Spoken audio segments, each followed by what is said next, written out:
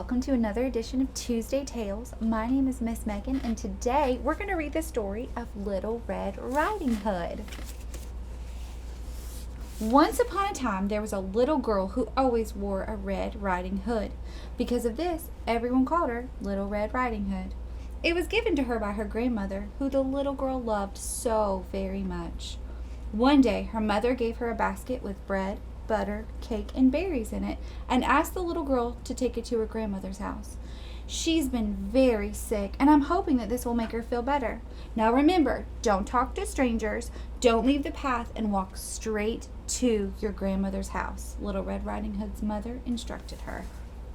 Little Red Riding Hood's grandmother lived 30 minutes away through the woods outside of the village. The little girl entered the woods, and before long, a wolf stepped out. She was not frightened at all. She had no idea that wolves were dangerous. "Good day, Little Red Riding Hood," said the wolf. "Good day, Mr. Wolf," the girl replied.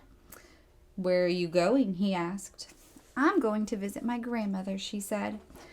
"She isn't feeling very well." "What do you have in that basket?" asked the wolf. "Well, I have some bread, butter, cake, and berries to help make her feel better," she replied. "Excellent. And where does your grandmother live?" asked the wolf. Then Little Red Riding Hood explained exactly where she was going. The wolf immediately left and ran ahead of the little girl straight to her grandmother's house and knocked on the door.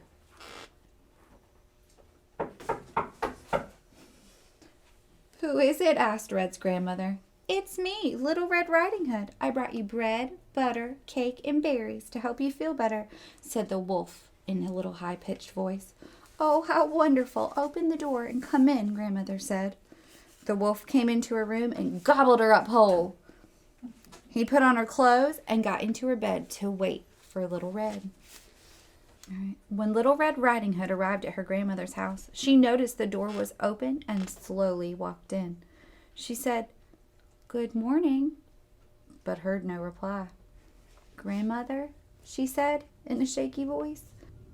She couldn't see who was in bed, but something felt different than normal, so she got a little closer to take a look. "My, what big ears you have!" the little girl exclaimed. "All the better to hear you with," the wolf said, disguising his voice. "Oh, Grandmother, what big eyes you have," said Red. "All the better to see you with," said the wolf in his best grandmother voice. "What big teeth you have," she said. "All the better to eat you with," the wolf yelled as he jumped out of bed and swallowed the little girl whole. So full, the wolf fell asleep right there in that bed, snoring so loudly. Soon a lumberjack came by Grandmother's house, and startled by the sleeping wolf in Grandmother's clothes with an obviously full belly, he rushed in and punched him as hard as he could. Out popped Little Red, so the lumberjack punched him again just for good measure. And Grandmother came out just as quickly as Little Red Riding Hood. So the wolf ran away scared and was never heard from again. Happy that the wolf would never be a bother anymore, the three sat down and ate some cake. Little Red Riding Hood decided that from that day on, she would listen to her mother's instructions more carefully and never talk to strangers again. The end. Thank you for visiting us for another episode of Tuesday Tales. Visit your local library for instructions on how to make a basket or make cookies to take to your grandmother's house. Thank you guys so much. We'll see you next week.